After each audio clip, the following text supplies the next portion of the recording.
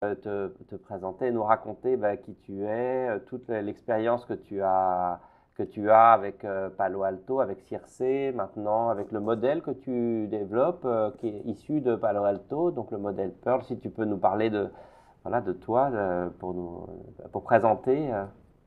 Écoute, avec plaisir, comme ça vous pourrez savoir quelle est mon expertise et en quoi je peux aider dans les débats. Donc tu vois, moi je dirais que depuis toujours, ce qui m'a vraiment motivée à la vie, et je pense même très très jeune, à l'âge de 10 ans j'avais déjà choisi mon métier, c'est l'influence interpersonnelle et le fait d'être sensible à la souffrance humaine. Et donc j'étais destinée à être car en fait je me suis rendu compte qu'il me manquait tout l'aspect communication et l'aspect influence interpersonnelle.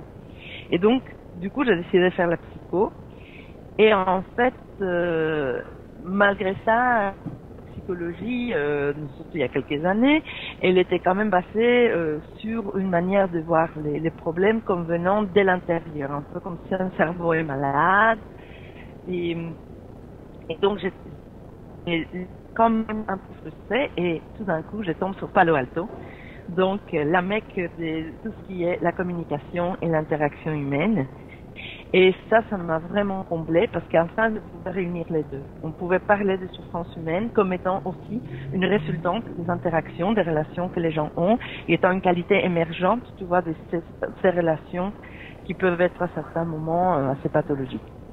Donc, tu vois, du coup, ça me donnait une possibilité de voir, notamment dans les sujets qui nous animent aujourd'hui, dans l'idée, par exemple, que quelqu'un peut devenir suicidaire ou que quelqu'un puisse commencer à donner des alertes en faisant des tentatives de suicide.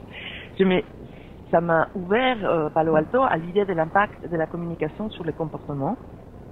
Et quand je parle sur les comportements, c'est pas simplement que quand on communique, ça change les comportements de l'autre, comme si on donnait des ordres, par exemple, demander à quelqu'un de faire quelque chose, mais beaucoup plus loin, tu vois, c'était vraiment le fait qu'avec la communication, on peut avoir un impact émotionnel. L'émoi qu'il peut avoir sur quelqu'un quand une belle femme le regarde dans les yeux ou lui dit de belles phrases, les changements de la tension artérielle, corporelle, etc. Et tout ça, ça m'a amené peu à peu à l'hypnose ericksonienne, qui était fort intéressante. Et récemment, je me suis intéressée à la psychologie positive parce qu'eux, se sont intéressés aussi à l'impact de la communication sur des aspects beaucoup plus, je dirais, corporels, comme c'est l'immunité, par exemple. L'immunologie, aujourd'hui, on peut se rendre compte à quel point on peut être affecté par des paroles, par des ambiances qui soient critiques ou extrêmement délétères.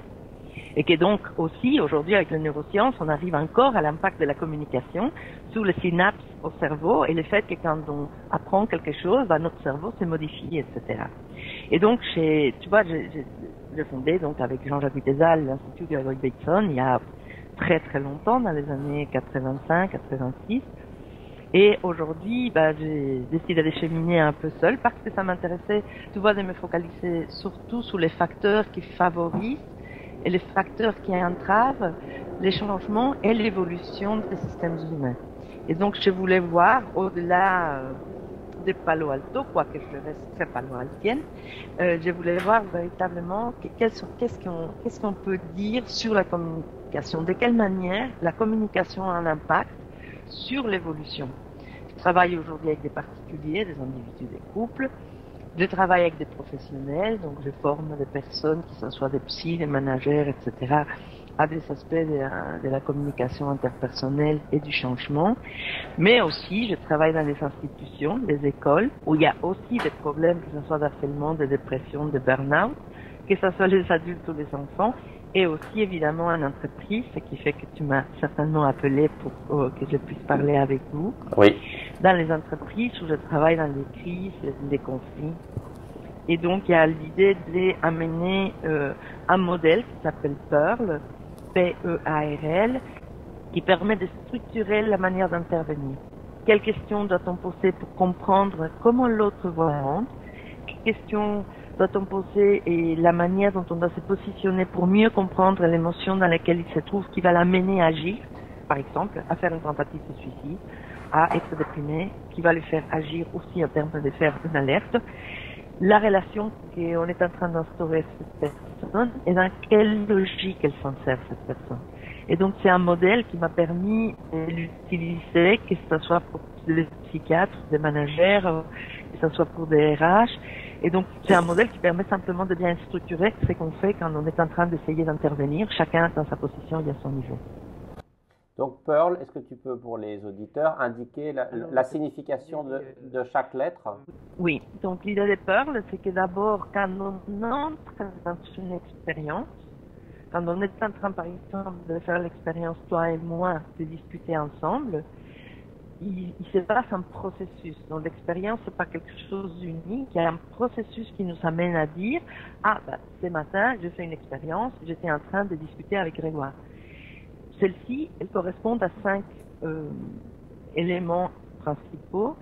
C'est la perception, c'est-à-dire qu'est-ce qu'on entend, qu'est-ce qu'on voit, qui nous donne une émotion, donc comment on se sent au moment qu'on est en train de parler ensemble, et comment cette émotion va nous porter vers une action. Par exemple, que toi tu poses des questions ou que tu arrêtes d'en poser, qu'on décide de couper la communication, que moi je continue à parler ou non. Et cette action, qui va de part et d'autre, va construire notre relation. Ça peut être une relation momentanée, comme on peut avoir maintenant, fonctionnelle par rapport à ce qu'on est en train de faire, mais ça peut aussi tisser petit à petit une nature de la relation dans laquelle on peut être nous deux. Une relation, et que c'est pas seulement en termes d'amical ou non amical. Ça peut être une relation dans laquelle les pouvoirs s'exercent d'une manière ou d'une autre. Ça peut être une relation dans laquelle on a une influence mutuelle ou on a plutôt une influence l'un sur l'autre. Et à partir de là, on va tirer une leçon, on va tirer une logique de la situation en disant, tiens, cette expérience a été, et ce que nous avons appris sur cette discussion, par exemple, que faire des interviews par Skype est agréable pour nous deux, qui a été utile, que la relation est bonne. On peut apprendre qu'on peut se positionner, qu'il faut faire attention au son. Toute cette série de leçons qu'on en tire, qui vont par exemple nous faire sentir aussi, donc des méta-leçons, plus sûrs de nous, sentir quelqu'un de bien, avoir l'impression qu'on apporte quelque chose qui est utile. Et donc l'idée, c'est de pouvoir véritablement faire tous les tours de ce qui peut être une expérience, parce que c'est en faisant des expériences qu'on se façonne nous-mêmes. Peut-être on peut parler sur le sujet là, sur lequel on a prévu ton intervention, qui est les gens qui menacent de tentatives de suicide, les gens qui sont passés à l'action mais qui n'ont pas été au bout, les gens qui ont été concernés parce qu'ils ont un proche qui a été touché. Tu souhaitais, je crois, parler de la façon de les prendre en charge et puis aussi des signaux faibles. D'un protocole, d'une façon d'intervenir te concernant. Est-ce que tu peux nous en parler? Oui, tout à fait. Une des choses que j'avais réfléchi, évidemment, à ce dont on allait parler, et je me suis dit que c'était peut-être important de pouvoir donner un peu un contexte à comment, en tant qu'experte en stratégie relationnelle et l'impact qui a la communication sur les interactions, qu'est-ce que je pouvais amener comme compréhension à cet rapport au sujet. Et je me suis dit d'abord que pour moi il y avait effectivement une grande différence entre quelqu'un qui est en train de faire des tentatives de suicide et de manière assez caractérisée, parce qu'effectivement on peut faire un vrai suicide raté et alors on peut dire que quelqu'un a fait une tentative de suicide, mais de manière caractéristique, une tentative de suicide est plutôt une manière pour la personne de tenter d'avoir un impact sur les autres ou sur l'autre. C'est-à-dire qu'elle a essayé de dire des choses, peut-être maladroitement, peut-être elle n'était même pas capable de les dire, mais elle voulait avoir un impact sur les autres, elle ne supportait plus, elle voulait avoir un certain contrôle sur ce qui se passe pour elle ou dans la relation, par exemple, avec l'équipe, avec les managers, et la seule possibilité qu'elle entrevoit à un moment donné, c'est de faire une tentative de suicide. Parce que là, effectivement, on s'arrête et on se dit qu'est-ce qui se passe. Là, on écoute. C'est rare qu'on n'écoute pas et qu'on passe son chemin. Donc c'est un peu comme quelqu'un qui va faire une grève de la faim et qu'il ne faut pas confondre avec une anorexie, quelqu'un qui n'arrive plus à manger et qui est incapable et qui pourrait aller même jusqu'à la mort, mais c'est un symptôme. Moi, je les relis plus comme un appel en disant il y a quelque chose qui ne va pas, ce n'est plus possible, je ne peux plus continuer. Alors évidemment, en même temps, il s'agit de quelque chose qui est imposé aux autres. C'est-à-dire, ce n'est pas une discussion, ce n'est pas une négociation, c'est quelque chose qui est imposé aux autres et dans lesquels on est obligé de tenir compte. Je me dis que là, les signaux faibles peuvent être les contextes où on voit qu'il y a une personne soit qui va pas bien et que de plus en plus elle se renferme, mais on sent bien qu'elle n'est pas d'accord sur la décision, on sent bien et on sent qu'il y a un changement important dans la manière d'être. Ou l'autre, ça peut être justement des personnes qui commencent continuellement à dire on ne nous écoute plus, on n'a pas les droits à, ils sont fous, ils nous imposent des choses, ils comprennent rien à ce qu'on fait, etc. Et que la personne devient de plus en plus obnubilée et psychorigide par rapport à ce qu'elle raconte. Donc ça peut être déjà des signaux plus ou moins faibles, plus ou moins forts, qui nous montrent que la personne devient hermétique et qu'elle nous vit comme étant hermétique. Aussi, effectivement, ce qui peut amener aussi une personne à ce moment-là à faire cet appel, c'est le fait qu'elle puisse se sentir coincée. Parce qu'on peut décider à un moment donné dans un poste ou dans un travail qu'on n'est plus entendu, qu'on n'arrive plus à donner de soi, qu'on n'arrive plus à faire bien son travail et décider de demander une mobilité ou de partir. Mais les personnes dans cette situation-ci, soit de manière égaux, ils se sentent qu'elles ne peuvent pas lâcher, elles veulent absolument réussir là, peu importe les conditions, peu importe le contexte, ou alors elles ont peur, ou elles ont des difficultés financières, elles sont trop terrifiées que pour pouvoir demander un mouvement. Et donc elles vont essayer à un moment donné de dire ça suffit, je n'en peux plus. Donc ça c'est intéressant de se dire que si une personne est en train de nous faire entendre que pour elle, ce n'est plus possible de continuer, qu'on puisse prendre un moment, dire, OK, peut-être on n'a pas entendu, ce n'est pas pour ça qu'on va nécessairement pouvoir changer, on va pas pouvoir changer toute l'entreprise pour t'entendre, mais en tout cas, dis-nous ce qui est en train de se passer pour toi. En quoi c'est difficile, qu'est-ce qui se passe au quotidien, etc. Donc revenir à pouvoir permettre à cette personne d'avoir la parole, tout en évidemment ne promettant pas qu'on peut changer quoi que ce soit, parce qu'on ne le sait pas à ce moment-là. D'autre part, la personne, effectivement, on peut aussi entrer dans une autre situation qui peut être plus ou moins semblable à ce dont on était en train de parler, d'une tentative à se faire entendre. Mais ici, il peut y avoir aussi quelque chose de teinté de colère dans lequel la personne, elle va se faire du tort pour nous faire sentir coupables parce qu'elle est furieuse. Et elle dit, bon, comme je n'arrive pas à t'atteindre, ça tout en fou que je sois furieux, tout en fou que ça me pose problème, bah, je vais faire quelque chose dans lequel tu vas pouvoir être des marques parce que je vais tellement te culpabiliser, parce que je vais te donner vraiment l'impression que tu aurais pu tuer un être humain en ayant l'attitude ou les comportements que tu as.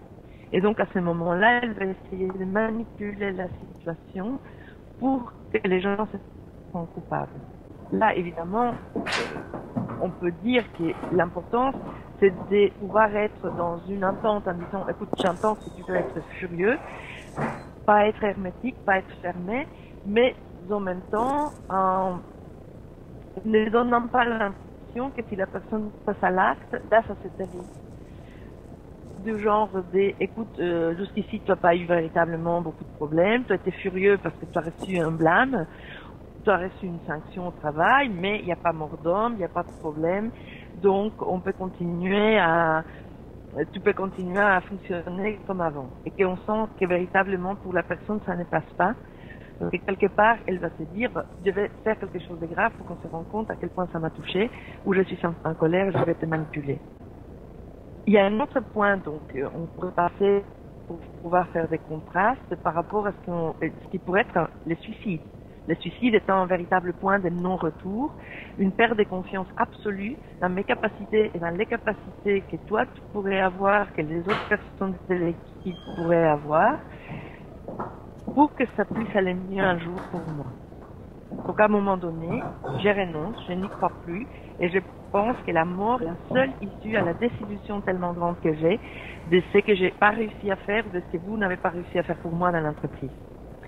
Là, il y a véritablement un renoncement, une incapacité totale à se projeter et la personne ne va pas pouvoir imaginer qu'un jour elle se sentira bien à nouveau, quoi qu'il arrive.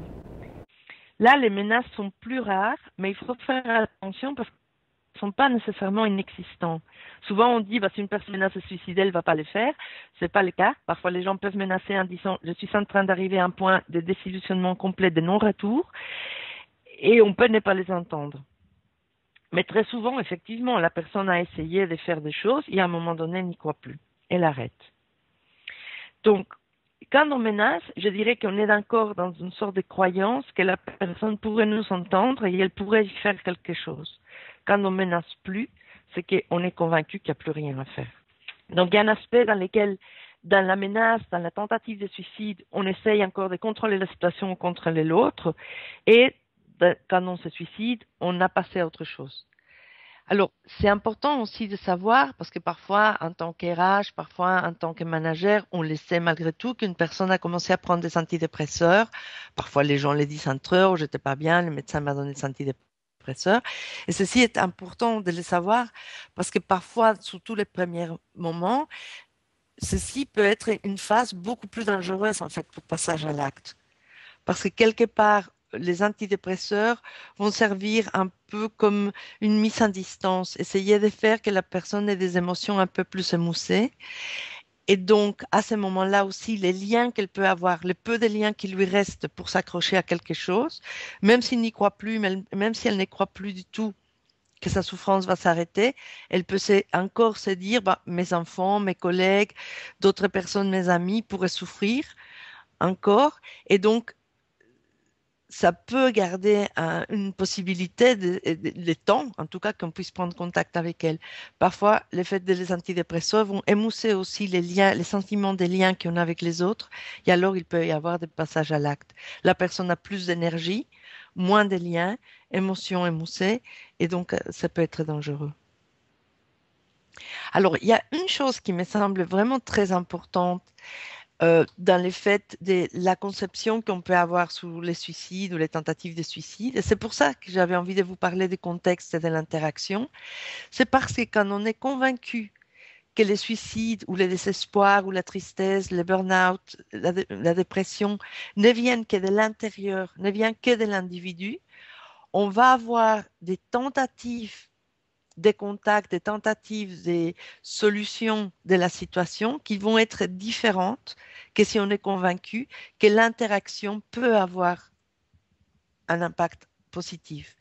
Et donc, le fait de dire, la personne, elle est trop loin, elle est dépressive, on ne peut rien y faire, il n'y a que les médecins du travail, il n'y a que les psychiatres qui peuvent faire quelque chose, et lâcher, ça peut être quelque chose qui conduit à une douleur morale beaucoup plus grande pour la personne, il y a une solitude. Et je pense que c'est le mot solitude qui me semble vraiment essentiel dans le fait de caractériser une bonne partie des tentatives de suicide et certainement les suicides. Et donc, le fait de se dire qu'on peut toujours avoir un impact, certes, parfois négatif, mais aussi on peut avoir un impact positif dans ce qu'on crée comme lien avec la personne, dans ce qu'on dit, dans ce qu'on fait. Le fait de maintenir la porte ouverte au niveau des négociations, le fait de maintenir la porte ouverte à la compréhension de ce que la personne vit, ça peut vraiment donner des options autres que simplement se dire que le problème se retrouve de manière dans l'histoire de la personne uniquement, dans l'image qu'elle a d'elle-même, dans le fait qu'elle a un problème avec la sérotonine et c'est ça qui fait qu'elle est déprimée ou pas. Donc, parce que du coup, on se retrouve aussi complètement isolé et incapable de pouvoir agir. Et souvent, on a l'impression qu'une situation dans laquelle une personne est en train de donner des signaux plus faibles, mais plutôt forts, ou de plus en plus forts concernant son désarroi, qu'elle peut être déjà dans la manipulation, elle est dans la furieuse, et on sent bien qu'elle vraiment se sent coupable de tout ce qu'elle vit, elle pleure beaucoup, elle se montre très mal, etc. Qui dans ces situations-là, on peut avoir l'impression que c'est non seulement intimidant, bien sûr que c'est l'est, mais très compliqué, très long.